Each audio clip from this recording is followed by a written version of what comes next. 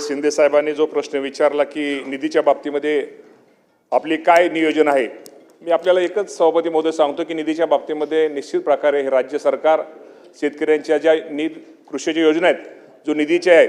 आणि आपण जे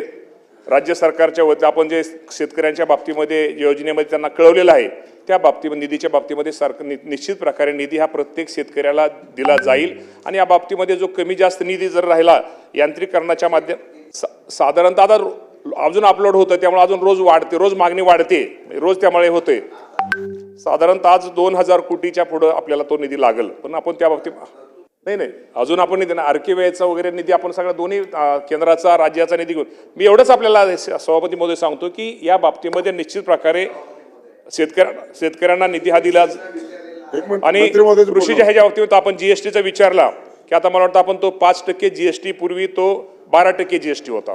तो आता 5% केलेला आहे. त्यामुळे मी आपल्याला एवढं सभापती महोदय सांगतो की निधीच्या बाबतीमध्ये शेतकऱ्यांना कुठलीही कमतरता भासणार नाही. निश्चित प्रकारे जे शेतकऱ्यांच्या ज्या योजनेमध्ये शेतीविषयक मी मागाशी परत सांगतो की या बाबतीमध्ये निश्चित प्रकारे राज्य सरकार सतर्क आहे, शेतकऱ्यांच्या बाजूने आहे. जे शेतकऱ्यांच्या हिताचं असेल त्या बाबतीमध्ये निर्णय घेतला जाईल. या बाबतीमध्ये निधीच्या बाबतीमध्ये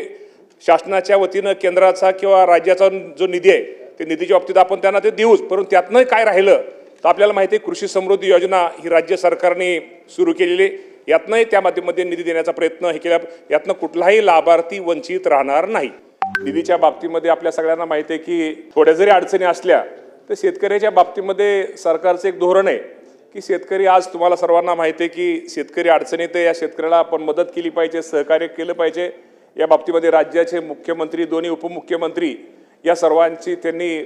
प्रत्येक वेळेस त्यांनी स्पष्ट केलेले आणि या अडचणीच्या काळामध्ये किंवा शेतकऱ्याच्या पाठीमागे सरकार राहिलेलं आहे. आणि जे आता सदाभाऊंनी सांगितलेल्या बाबतीमध्ये निश्चित प्रकारे या निधीच्या बाबतीमध्ये सरकारच्या माध्यमातून निधी हा निश्चित प्रकारे शेतकरी कुठलाही वंचित राहणार नाही. आणि यातनंही या बाबतीमध्ये जी आपण कृषी समृद्धी आमची जी योजना सरकारने जाहीर केलेली होती, आज जरी निधीच्या बाबतीमध्ये थोडी कमतरता असल्यामध्ये भविष्यामध्ये या निधीच्या माध्यमातून कुठलाही माझा शेतकरी लाभार्थ्यातनं प्रत्येक ज्या कृषी योजनेतनं वंचित राहणार नाही, ही काळजी निश्चित प्रकारे घेतली जाईल.